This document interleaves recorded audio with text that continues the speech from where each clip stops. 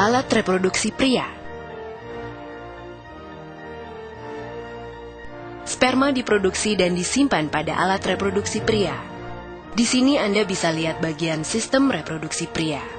Testis atau buah zakar, penis atau batang zakar, uretra atau saluran kencing, vas deferens atau saluran benih, kelenjar prostat, vesikula seminalis atau kantung mani.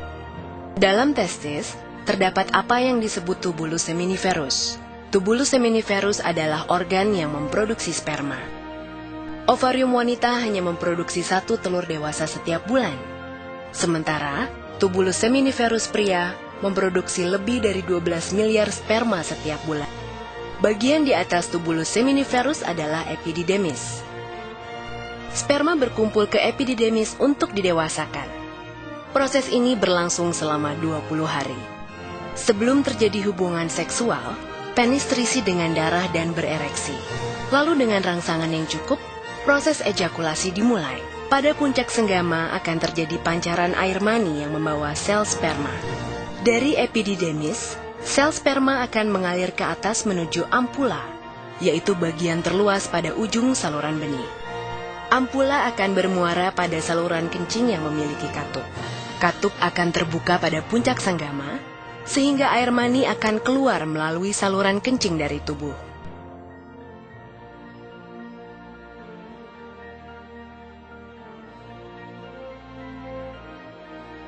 Alat reproduksi wanita.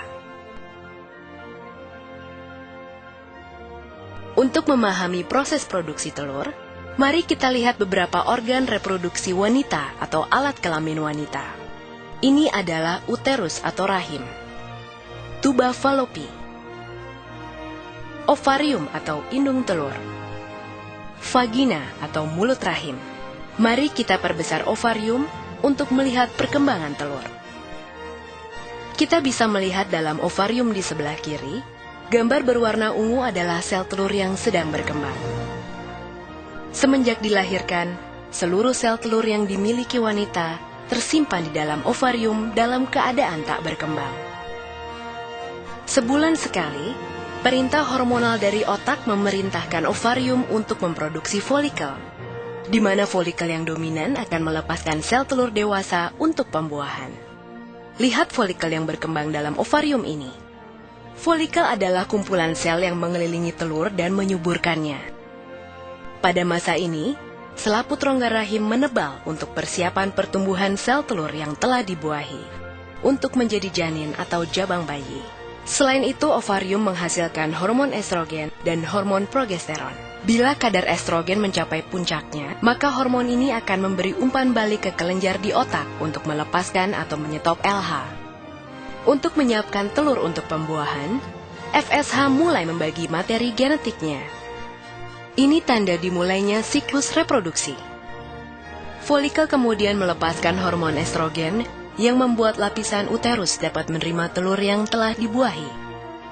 Dalam perjalanannya menuju uterus, ada 2 hal yang dapat terjadi pada telur: dibuahi oleh sperma atau tidak. Jika terbuahi, biasanya terjadi di tuba falopi. Dari situ telur menuju uterus dan tertanam dalam dinding lapisan uterus untuk menyuburkan dirinya. Jika telur tidak dibuahi dalam waktu 24 jam setelah keluar dari ovarium, ia berhenti berkembang dan hancur sebelum mencapai uterus. Sebagai gantinya, uterus mengeluarkan lapisannya dalam bentuk menstruasi selama 4-5 hari. Siklus reproduksi. Siklus reproduksi berkisar antara 21 hingga 40 hari. Hanya sekitar 10 hingga 15% wanita yang memiliki siklus 28 hari. Menghitung siklus reproduksi dapat dilakukan dengan membuat catatan pada kalender. Dengan demikian, masa subur dapat diketahui. Hal ini sangat berguna untuk menentukan kapan masa subur dan ovulasi terjadi. Setiap bulan pada hari kelima siklus reproduksi, selaput rongga rahim mulai tumbuh dan menebal, sebagai persiapan terhadap kemungkinan terjadinya kehamilan. Pada sekitar hari ke-14, terjadi proses pelepasan telur dari ovarium atau ovulasi. Sel telur ini masuk ke dalam salah satu saluran falopi. Dan jika saat ini ada sperma yang masuk, maka terjadilah pembuahan. Jika terjadi pembuahan, sel telur yang telah dibuahi akan masuk ke rahim dan tumbuh menjadi janin. Pada sekitar hari ke-28, jika tidak terjadi pembuahan, lapisan rongga rahim meluruh dan terjadi siklus menstruasi berikutnya. Pembuahan.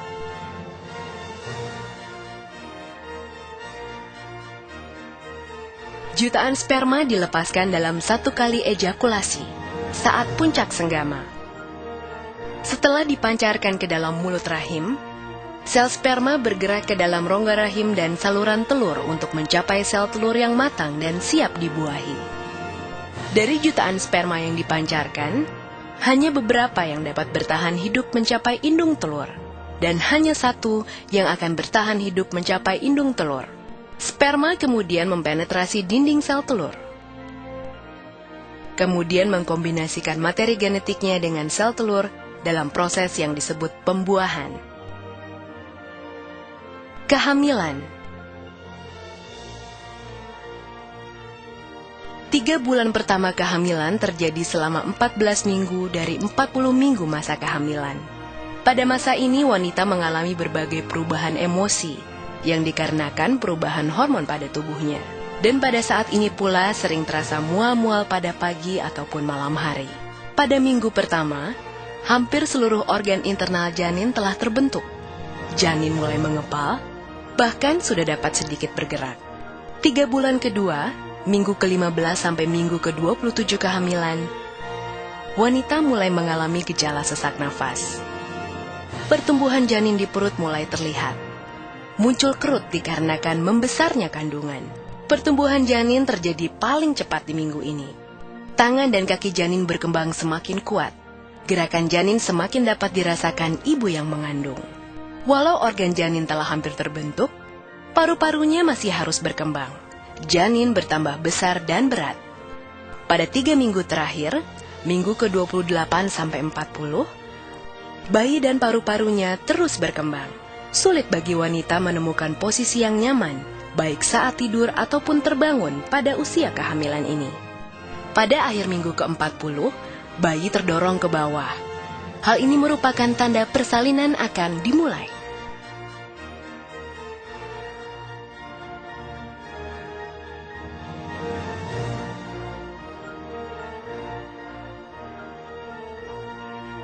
Kelahiran.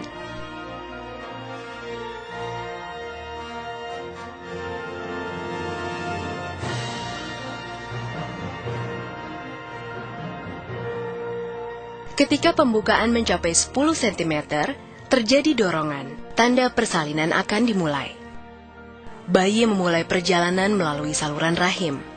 Saat kepala bayi mulai berputar, ia dapat saja terluka ketika menuju ke bawah saluran rahim yang sempit pembukaannya. Tulang kepala bayi memiliki ruang yang bernama fontanel, yang membuat kepala bayi memanjang dan cukup untuk keluar melalui saluran rahim. Kepala dan pundak bayi disangga, sementara bagian tubuh lainnya keluar dengan mudah. Ketika keluar, kepala bayi secara otomatis kembali ke ukuran normalnya. Keluarga bahagia yang telah melaksanakan program keluarga berencana ini nampak riang gembira. Penantian panjang selesai sudah.